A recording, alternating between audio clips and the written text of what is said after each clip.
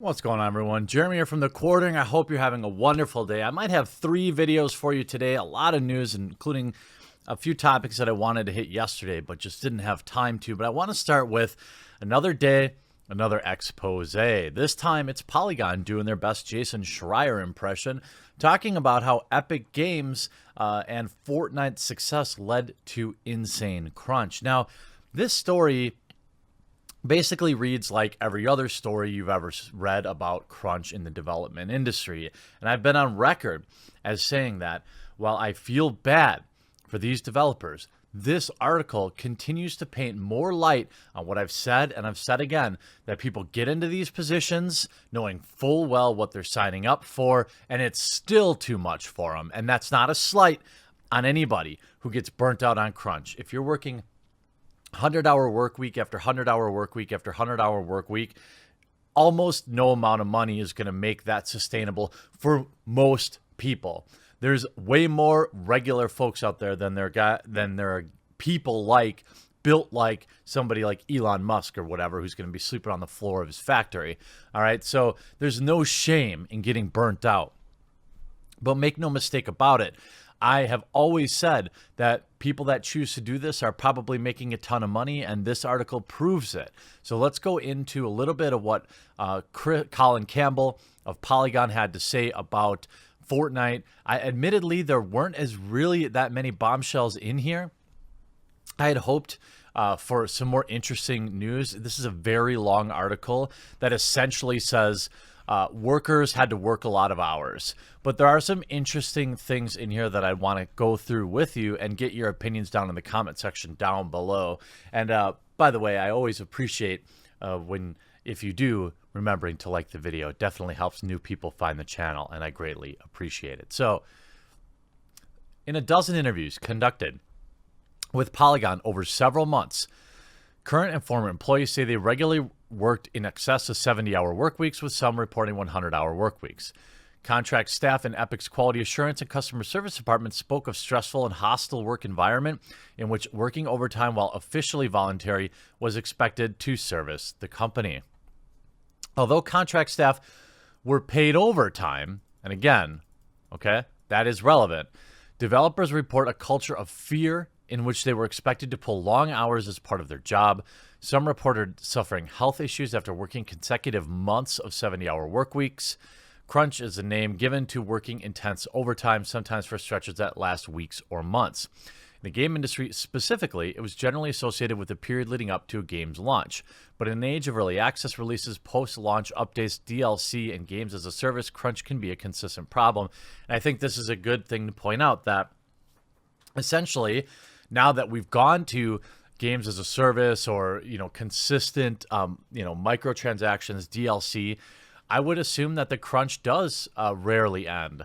Crunch was probably an acceptable thing in the marketplace when you could kind of veg out for a little bit after a game released. But now you're right on to the next thing, constantly trying to feed the corporate greed monster to please the investors.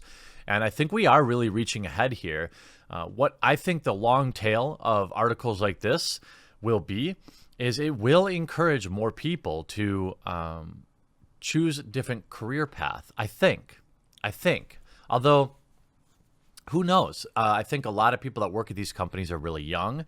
They're really excited. They're happy to be working there, and they want to get ahead. And the money, while not having any time to spend it, is absolutely something pretty enticing for young men and women. Now, when Fortnite Battle Royale quickly became a cultural phenomenon, earning Epic millions a day, the rapid growth at the company is currently the most popular game in the world. We all know what Polygon is, or what Fortnite is. Everyone knows Ninja invented Fortnite, and Ninja invented streaming, and he's the most influential thing to gaming industry ever. Period. Yep, everyone knows that. Anyway, Polygon interviewed current and former employees of Epic, including full-time staff managers, contractors working in QA and customer service departments. Now, QA and customer service probably are the most brutalized in these companies. They're the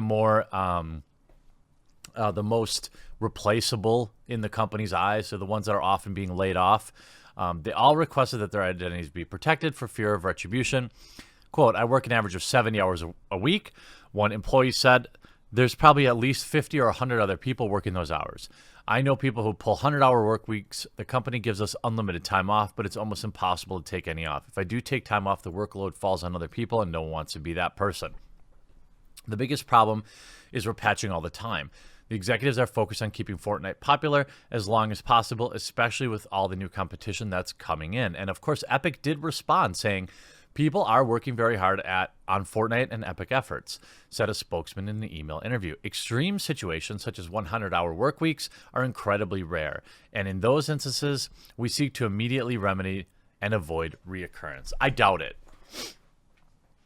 Just imagine you started a lemonade stand in front of your house, and overnight you went from making $4 a day to making $1 million a day. You're almost never going to catch up with that demand. You're going to chase that demand. You're going to do the best you can for as long as your stand is popular, and then your stand will no longer be popular at one point. You're never going to have the appropriate staffing. And more quotes say, the executives keep reacting and changing things, said the source. Everything has been to be done immediately. We're not allowed to spend time on anything. If anything breaks, a weapon, say, we can't just turn it off and fix it with the next patch. It has to be fixed immediately. And all the while, we're still working on the next week's patch. It's brutal. I hardly sleep. I'm grumpy at home. I have no energy to go out. Getting a weekend away from work is a major achievement. If I take Saturday off, I feel guilty. I'm not being forced to work this way, but if I don't, then the job won't get done. And this is a thing that we've talked about with many, I don't know if you would call them just fandom industries, but it's very common for companies like Blizzard or Wizards of the Coast or in this case Epic or Activision. They hire passionate people on purpose because they know that this is the kind of people they are. They do, in this case, in my opinion, take advantage of that knowingly. Epic said with all the sudden success of Fortnite, it's created difficulties, and of course, that they're just doing the best they can to keep up with it. And meanwhile, buying all the exclusives for their Epic game store. According to multiple sources, workers at Epic operate on an implicit understanding that working crunch is expected part of the role. This attitude toward crunch has become a trend in the AAA industry and is cited routinely in reporting at crunch at other studios. So maybe it's not even crunch anymore. It's just how work is in this industry. Quote, I know some people who just refuse to work weekends, and now we miss a deadline because their part of the package wasn't completed and they were fired. And that said another source, people are losing their jobs because they don't want to work these hours. Another said, I've had friends come to me and say, I can't take this anymore. I've had friends break down in tears. The crunch is constant. We worked typically 50, 60-hour weeks, upwards of 70-hour weeks on occasion. Now, 50 hours, okay, fine. My dad has done that his entire life. I've done that. 60 starts to be a long week. You can do it some weeks. 70, now you're pushing it. That better be a one time in a very long time if you want people to not burn out. If I got the end of an 8-hour workday and I turned to my supervisor to ask if I needed to stay on, they'd often look at me as if I was actively stupid. Well, you are. The environment that's there. And this isn't to absolve the corporation, but again, personal responsibility. All management wanted was people who were disposable. The situation was come in, do as many hours as we need you. They put the contractors in the situation where if they don't do the overtime, they know they're not coming back.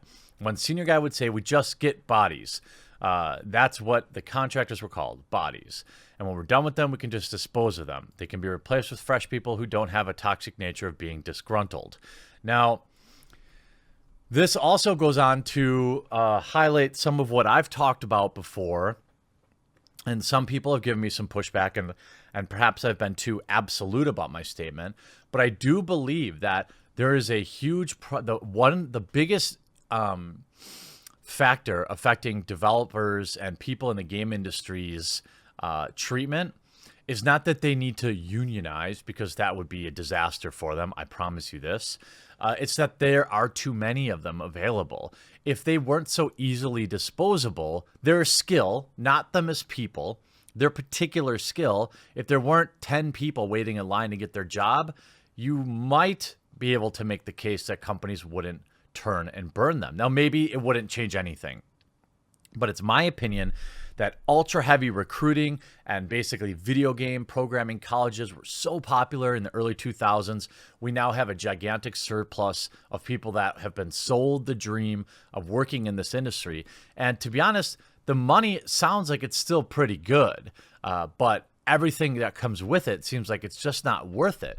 I was working 12-hour days, 7 days a week, or at least 4 or 5 months, for at least 4 or 5 months. A lot of that was having to stay till 3 or 4 in the morning. Many of our sources said that refusing to work late hours represented a serious impediment to career advancement. Bosses expected workers to stay late. It wasn't much of a conversation. It was really just, I hope you didn't have plans this weekend before this is what needs to be done. And if you did have something going on, it had to be serious. Otherwise, it was going to be a negative experience for that person. Now, a source who worked in customer service dealing with player questions and problems went from maybe 20 to 40 tickets a day to 3,000 a day. The source added that Epic rapidly hired new staff to handle the deluge, but that the problem couldn't simply be solved with more employees. It happened so quick. Literally, one day we had a small amount of people. The next day it was like, oh, hey, you have 50 more people on this shift who have absolutely no training. The managers were very standoffish when I had concerns. We were told that we had to work 50-hour work weeks to complete 200 tickets a day. It's very, very exhausting because we have to work really fast. When they announced that, I cried. I was just so tired and exhausted. It felt like they didn't give a crap. Then they go on to say that the company founded in 1991 by Tim Sweeney, who remains CEO, it currently has more than 200 job openings. This one group of people that do get overworked horrendously at Epic would be the producers. They have so much going on. Producers really work. Like, it's kind of insane. They talk about most employees don't mind crunching if you're giving them 3 times their salary in bonuses. A lot of people leave. They come in, think to themselves, I'm going to stick it out for 4 bonus checks, and then I'm out. As work piled up, Epic tried to hire its way out of the problem. At first, Fortnite Battle Royale team was around 50, but then it more than tripled as the game was becoming more successful. This is a common mistake. You try to get more bodies in place, but you need systems in place. Now, I don't blame Fortnite for, you don't bet on winning the lottery, which is essentially what they did, but certainly they could have handled it much better. They talk about, and the article's worth giving a read. It was cramped. Offices were hardly cleaned. I remember being in a team meeting in QA at the end. There was just dead air. Then one tester came forward and asked how the company is going to deal with crunch. Very shortly after that, the tester who asked the question left the company. Epic has sought to alleviate it, but saying things like, it's ruining people, something has to change. I can't see how we can go on like this for another year. At first it was fine because Fortnite was a big success and it felt good. But we need Epic to basically figure it out. I don't think they ever will. I'm of the mindset that is a little more maybe pessimistic, but if you're working at Epic, I think, stick it out as long as you can, save your money. If you're thinking about applying to get into this industry, you know what it's going to be like going into it, right? No matter what that recruiter at Riot Games or at Activision or at Blizzard or at Epic Games or BioWare, Respawn, EA, if you're applying for jobs at these companies, crunch is going to happen. And it is how you deal with it, I think, that matters. But I don't think until the market shifts, until there's less supply of developers, I don't see this getting a ton better. I wish it would. I hope it does. But I just don't see that. When there's 10 people in line to take your job, your boss is not going to treat you with a lot of value. I mean, they should, but they won't. Corporations, you just look at it. It's a numbers game. I used to work in a big call center, and we had, 200-300 agents. And when we were abandoning calls, it was a sales call center. When we were abandoning calls, I would have taken, homeless people off the street, right? Anybody could come in and work. But, in the time where we don't have enough calls to go around, well, now you're only taking the best agents at the door. At this point, the more bodies they throw at problems, the more money they make. So I'm not sure that they're going to change the way that they are. But what I do wonder is if this recent wave and continued coverage of what it's really like to work in the game industry, whether it's Schreier at Kotaku or here at Polygon, maybe it will change some minds. Has it changed your mind about ever wanting to get into this industry? Or are you more of the mindset where you're like, hey, you got into this ship knowing exactly what was going on. You really can't complain about it now. I don't think a lot of these people were totally clueless about crunch. If the companies are paying these people out, I hope they're saving it, and I hope that it's a ton of money, and maybe they can retire early. I do wonder what you have to think in the comment section down below, though, and we'll talk to you again real soon.